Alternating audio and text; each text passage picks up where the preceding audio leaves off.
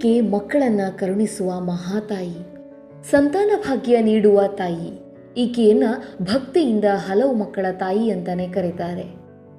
ವೈದ್ಯ ಲೋಕವೇ ಬೆಚ್ಚಿ ಬೀಳಿಸುವ ಪವಾಡಗಳು ಈಕೆಯ ಸನ್ನಿಧಿಯಲ್ಲಿದೆ. ಹಾಗಾದ್ರೆ ಆ ಊರು ಯಾವುದು, ಅಲ್ಲಿ ನಡೆಯುವ ಅಚ್ಚರಿ ಏನು ಅಂತ ಹೇಳ್ತೀವಿ ಇವತ್ತಿನ ಈ ಸ್ಟೋರಿಯಲ್ಲಿ.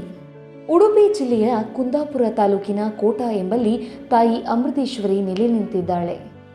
ರಾಷ್ಟ್ರೀಯ ಹೆದ್ದಾರಿ 66ರಲ್ಲಿ ಉಡುಪಿಯಿಂದ ಕುಂದಾಪುರಕ್ಕೆ ಹೋಗುವ ಮಾರ್ಗದಲ್ಲಿ 30 ಕಿಲೋಮೀಟರ್ ಹೋದಾಗ ಕೋಟ ಎಂಬಲ್ಲಿ ಎಡಕ್ಕೆ ತಿರುಗಿ 100 ಮೀಟರ್ ದೂರದಲ್ಲಿ ತಾಯಿ ಅಮೃತೇಶ್ವರಿಯ ಸನ್ನಿಧಾನ ಕಾಣುತ್ತದೆ.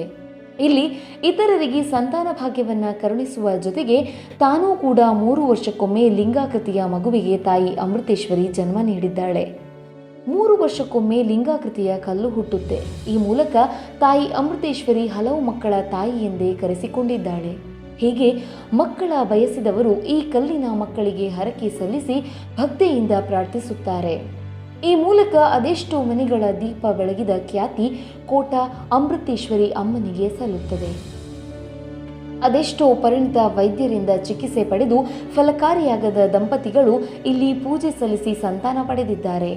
ವೈದ್ಯ ಲೋಕವೇ ಅಮೃತೇಶ್ವರಿ ತಾಯಿಯ ಕಾರಣಿಕ ಕಂಡು ನಿಬ್ಬೆರಗಾಗಿದ್ದಾರೆ. ಈ ಕ್ಷೇತ್ರದಲ್ಲಿ ಇಷ್ಟೇ ಅಲ್ಲ, ಚರ್ಮರೋಗ, ಶನಿಬಾಧೆ ನಿವಾರಣೆಗೆ ಹುರುಳಿಯನ್ನ ಈ ಮಕ್ಕಳಿಗೆ ಹಾಕಲಾಗುತ್ತದೆ. ಇದೀಗ ಇಲ್ಲಿ ಜೋಗಿ ಸಮುದಾಯದವರು ಪೂಜಾ ಕೈಕರ್ಯವನ್ನ ನಡೆಸಿಕೊಂಡು ಬರುತ್ತಿದ್ದಾರೆ. ಪ್ರಮುಖವಾಗಿ ಲಿಂಗಾಕೃತಿಯ ಮಕ್ಕಳಿಗೆ ಎಣ್ಣೆಯನ್ನ ಹಚ್ಚುವುದು, ಹುರುಳಿ ಹಾಕುವುದೇ ಇಲ್ಲಿನ ಪ್ರಮುಖ ಸೇವೆಯಾಗಿದೆ.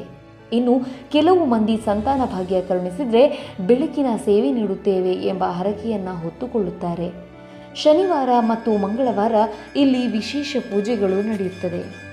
ಒಟ್ಟಿನಲ್ಲಿ ಅಮೃತೇಶ್ವರಿಯು ಮಕ್ಕಳನ್ನು ಕರುಣಿಸುವ ಮಹಾತಾಯಿ ಎಂಬ ಬಿರುದನ್ನು ಪಡೆದಿದ್ದಾಳೆ. ಭಕ್ತ ಜನರಿಂದ ಹಲವು ಮಕ್ಕಳ ತಾಯಿ ಎಂದು ಕರೆಸಿಕೊಂಡಿದ್ದಾಳೆ. ಈಕೆಯ ಅನುಗ್ರಹದಿಂದ ಅದೆಷ್ಟೋ ಮಂದಿ ಒಳಿತನ್ನ ಕಂಡಿರುವುದು ಮಾತ್ರ ಸುಳ್ಳಲ್ಲ.